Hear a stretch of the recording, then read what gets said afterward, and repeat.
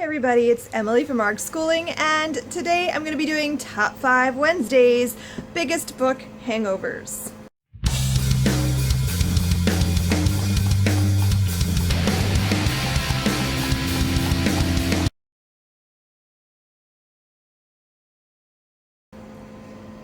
Top 5 Wednesday is a Goodreads group that was started by Lainey from Ginger Reads Lainey, and I will link that all down below in the description box. So let's get started. What is a book hangover? This is where you cannot get the book out of your head and you just sort of wallow in the book after you finish it, and sometimes you have to restart the book because you just can't not think about it. So, in no particular order, here are my top 5 book hangovers. Lord of the Rings. And aren't these pretty? Every time I read Lord of the Rings, I kind of just like sit there afterwards like, now what do I do with my life? These books are just so good. So good. I never want to leave Middle Earth. I just want to keep going back to the beginning and starting over again. And it's a vicious cycle and I can never get out of it. So this is definitely book hangover material. Next up, Anne of Green Gables and the books in the series. Oh my gosh, Anne. I love her. I've been reading these books since I was a kid, and I have adored Anne Shirley for as long as I can remember. I really wish she were real so she could be my friend and we could hang out and be bosom friends, and oh, I love Anne. I love Anne. Gilbert Blythe was my first book crush, and I loved the movies they made because he was just so pretty, and I loved that so much. I loved watching them. I think they were like one of the best book adaptation movies, book to film. They were just so good. Megan Follows is like the Anne of Green Gables, the only Anne. She's perfect.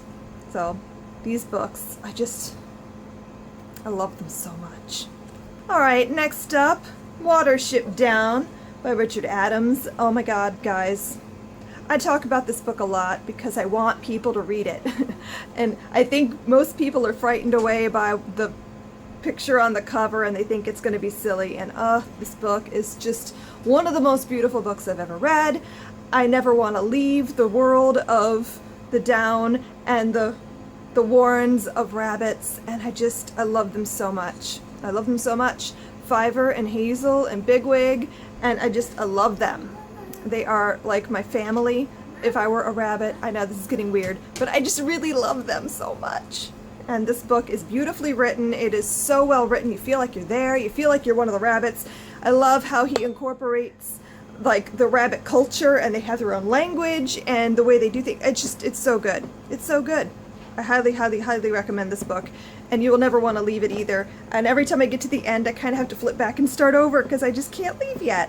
Next up, the Song of Ice and Fire series. And this isn't so much a book hangover in the traditional sense of what a book hangover is. This is more like I don't want to leave because I need to know what happens. I have to know. And it drives me a little bit crazy every time I get to the 5th book, and I'm just like, now what? Now what? I don't know. I may never know. I hope I do find out eventually, but I always want to go back to the beginning and start a reread because I feel like I'm going to miss something, and there's so many details and so many little things, and every time I go to Westeros, it's just such an exciting place to be, and I want to know more and find out more details, and I love the series. It's so good. And my last book is The Book Thief. This book, I mean, seriously, I read this, I think 2 years ago, and I think I read it 4 times in a row. That's how dang good this book is, guys. 4 times in a row. And one of those times, it was as a read aloud. I read it to my kids, and I sobbed my way through the last quarter of the book, I think. Oh, so beautiful, and sad, and beautiful, and tragic, and beautiful. And I love it. And the last line like tears my heart out. I'm haunted by humans. I'm getting a little emotional just talking about it. This book is just that kind of story, and I'm obsessed a little bit with World War II era stuff and fiction and nonfiction, and this book, when I first read it, I wasn't expecting to love. but it's just, I can't even really talk about how much I love it without just feeling like I'm just gushing. Like, it's so good. It's good. You have to read it. If you've not read it and you think the premise sounds weird, it does sound weird. I mean, it's narrated by Death, which is just weird, which is why I thought I wasn't going to really like it. I thought that would be a little too weird for me, but it's amazing and beautiful. I just can't. I can't. It's beautiful. So those are my top 5 book hangovers. So what books have given you a book hangover? Please let me know below in the comments. I would like to hear about it. Thanks for watching. Please like, share, and subscribe, and I will see you next time. Happy reading. Bye.